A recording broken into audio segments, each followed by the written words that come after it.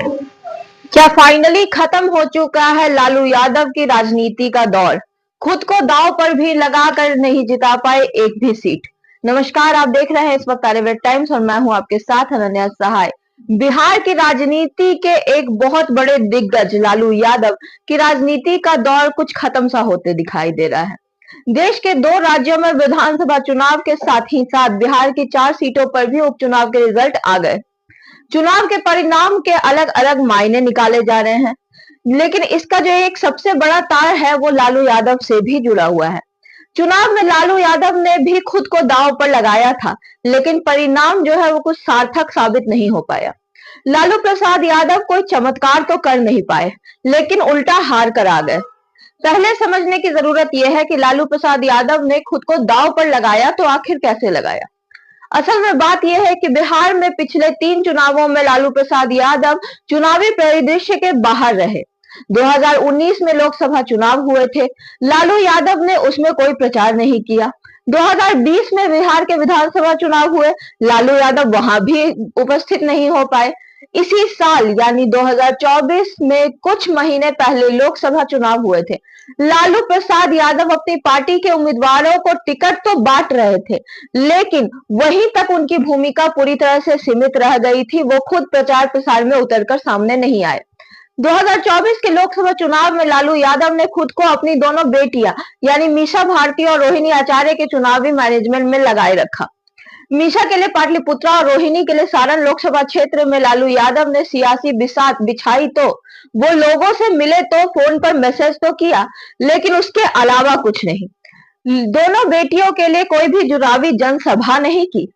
लेकिन जब बात करते हैं बिहार के उपचुनावों की, जो कि 2024 के नवंबर में हुए हैं, लालू प्रसाद यादव ने चुनावी सभा के लिए खुद को बाहर निकाला। झारखंड के कोडरमा सीट से उनके बेहद करीबी सुभाष यादव चुनाव लड़ रहे थे।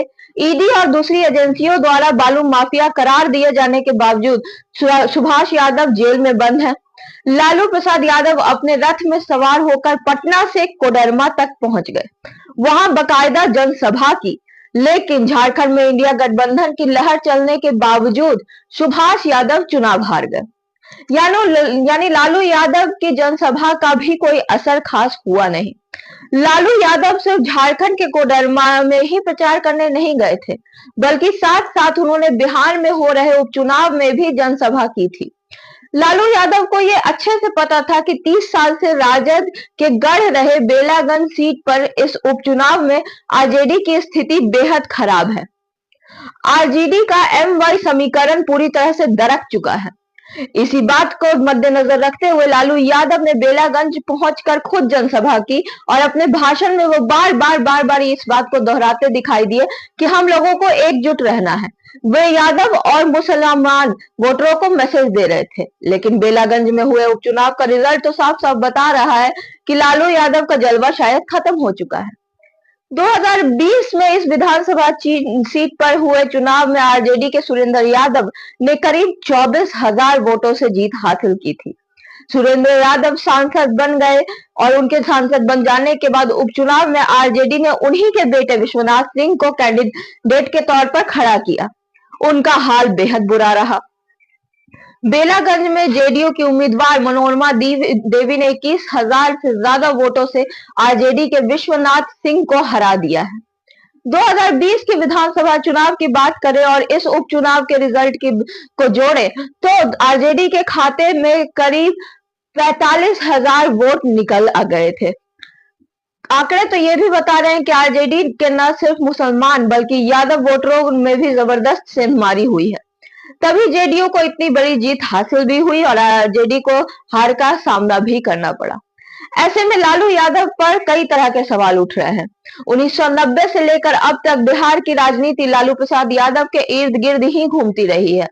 लालू विपक्ष में रहकर भी चुनाव का सबसे बड़ा मुद्दा होते थे, लेकिन अब उनके आधार वोटर भी खिसकते दिखाई दे रहे हैं। ऐसे में सवाल तो उठेगा ही कि बिहार की राजनीति से क्या लालू यादव का दौर अब पूरी तरह से खत्म हो चुका है। और यही कारण है कि आरजेडी कहीं से भी अपने आप को सही साबित नहीं कर पा रही है, एक मजबूती के साथ खड़ी नहीं हो पा रही है। चाहे वो झारखंड हो या फिर बिहार, बिहार में भी कुछ खास सीटें ना वो लोकसभा में ले पाई थी, और उपचुनावों में तो उसकी हालत ही खराब हो चुकी है। तो अब बड़ा सवाल ये जानने का होगा कि लालू यादव क्या आने वाले विधानसभा में खुद को उतारने के लिए रिस्क लेंगे, या फिर से अपने आप को बंद कर देंगे। तब तक के लिए बाकी अपडेट के लिए हमारे साथ बने रहिए और देखते रहिए आरएबी टाइम्स।